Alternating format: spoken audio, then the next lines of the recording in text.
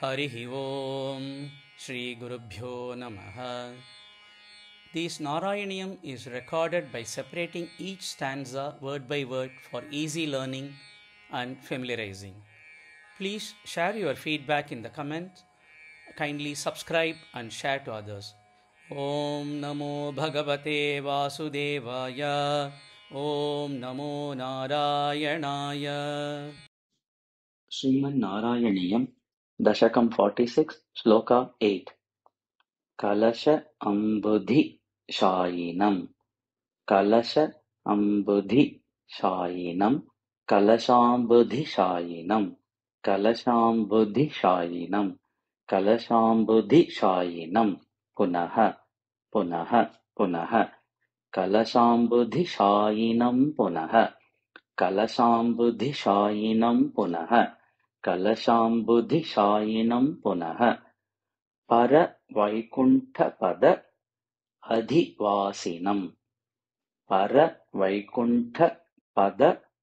अधिवासिनम् परवैकुण्ठपदाधिवासिनम् परवैकुण्ठपदाधिवासिनम् परवैकुण्ठपदाधिवासिनम् कलशाम्बुधिशायिनम् पुनः परवैकुण्ठपदाधिवासिनम् कलशाम्बुधिशायिनम् पुनः परवैकुण्ठपदाधिवासिनम् कलशाम्बुधिशायिनम् पुनः परवैकुण्ठपदाधिवासिनम् स्वपुरः च स्वपुरः च स्वपुरश्च स्वपुरश्च स्वपुरश्च निज अर्भक आत्मकम् निज अर्भक आत्मकम् निजार्भकात्मकम् निजार्भकात्मकम् निजार्भकात्मकम् स्वपुरश्च निजार्भकात्मकम् स्वपुरश्च निजार्भकात्मकम् स्वपुरश्च निजार्भकात्मकम्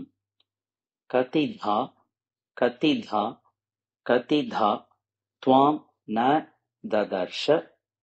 त्वां न ददर्श त्वां न ददर्श सा मुखे सा मुखे सा मुखे कतिधा त्वां न ददर्श सा मुखे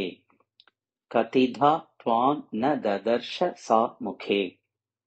कतिधा त्वां न ददर्श सा मुखे स्वपुरश्च निजार्भकात्मकम् कतिधा त्वां न ददर्श सा मुखे स्वपुरश्च निजार्भकात्मकम् कतिधा त्वां न ददर्श सा मुखे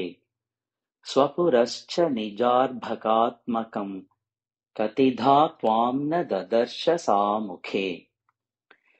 कलशाम्बुधिशायिनम् पुनः परवैकुण्ठपदाधिवासिनम् स्वपुरश्च निजार्भकात्मकम्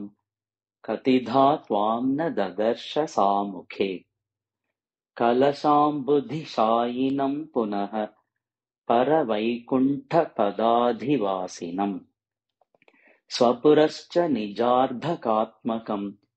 कतिधा त्वां न ददर्श सा मुखे कलशाम्बुधिशायिनम् पुनः परवैकुण्ठपदाधिवासिनम् स्वपुरश्च निजार्भकात्मकम्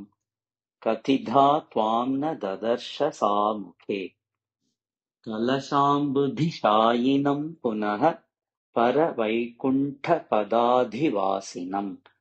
स्वपुरश्च निजार्भकात्मकम् कतिधा त्वां न ददर्श सा मुखे कलशाम्बुधिशायिनम् पुनः परवैकुण्ठपदाधिवासिनम् स्वपुरश्च निजार्भकात्मकम् कतिधा त्वां न ददर्श सा मुखे कलशाम्बुधिशायिनम् पुनः परवैकुण्ठपदाधिवासिनम् स्वपुरश्च निजार्भकात्मकम् कतिधा त्वां न ददर्श सामुखे कलशां बुद्धिशायिनं पुनः परवैकुण्ठपदाधिवासिनम् स्वपुरश्च निजार्भकात्मकम् कतिधा त्वां न ददर्श सामुखे